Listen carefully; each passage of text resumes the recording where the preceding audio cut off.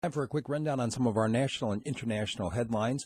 What is in Trump's religious liberty order? Have you taken a look at the actual wording of this latest executive order? It directs the IRS basically to go easy on churches when it comes to the enforcement of the law. There's a law that actually requires that nonprofit groups that are formed under the legal 501c3 deal, and basically religious groups mostly fall into that they can't actively support political causes, and Trump wants to change that. And that's what the executive order does, but he can't actually change the law without the support of Congress. So basically what he's doing is he's ordering those who enforce the law, this is the tax code, to go easy and to not enforce the law. A lot of problems with this whole issue, which we can talk about at some time in the future. The main thing to focus on right now is the technicalities and who is going to file lawsuits first. The U.S. military is going to be pitching a new Afghan plan to Trump sometime in the next week. They have been asking for additional troops, anywhere between 4,000 and 8,000 additional troops to go and help kind of turn the tide back, as there's been a steady loss of territory from the Afghan government over to Taliban control. They're going to try to break the stalemate with additional U.S. troops going in. Crucial House vote held yesterday on Obamacare repeal.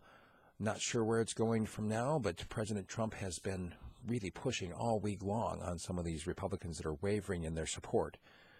The regional powers, we're talking about Turkey, Iran, and Russia, have agreed to a new de-escalation zone, actually several of them in Syria.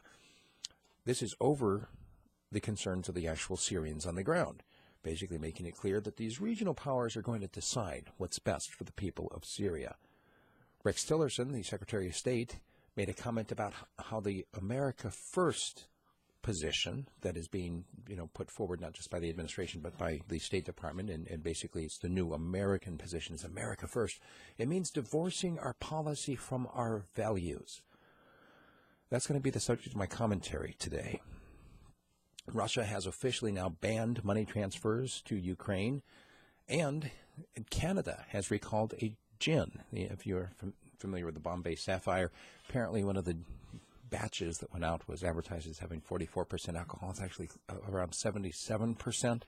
There are no reports of any alcohol poisoning or people getting sick, but they decided to go ahead and recall it anyway.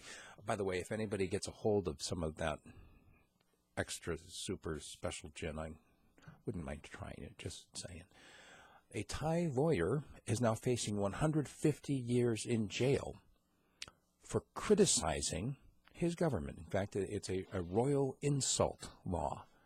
Apparently, not exactly sure what he said on his Facebook post, but it was after his last Facebook post that he was arrested this week and is now facing these massive charges.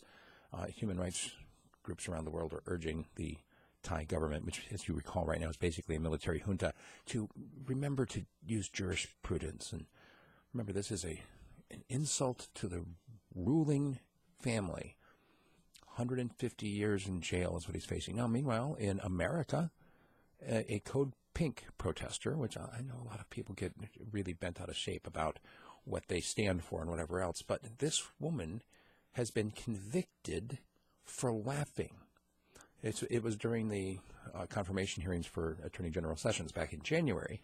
She and a couple of other protesters were there, and the other two protesters also convicted. What they were doing is they were wearing white robes that basically looked like they were dressed like Ku Klux Klan. They were making a point about how they felt that Sessions was a racist and whatever else. What they were protesting is not, to me, as important as the fact that they were convicted of disrupting a congressional hearing. She was convicted for laughing. And we think that somehow the Thai government is wrong for threatening somebody with 150 years for insulting the royal family. A lot of other stories that we simply do not have time for in this format. Make sure you become a subscriber, because all of my paid subscribers get a daily information dump, I guess you could call it, about 30 to 40 minutes of news, audio forms, which means that you can upload it onto your iPod and listen on your way to work.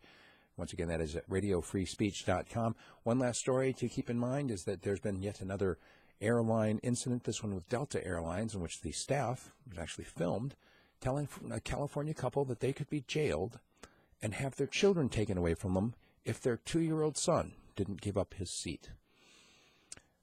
That is troubling on a number of different fronts, but check it out once again. The website is radiofreespeech.com. Thanks.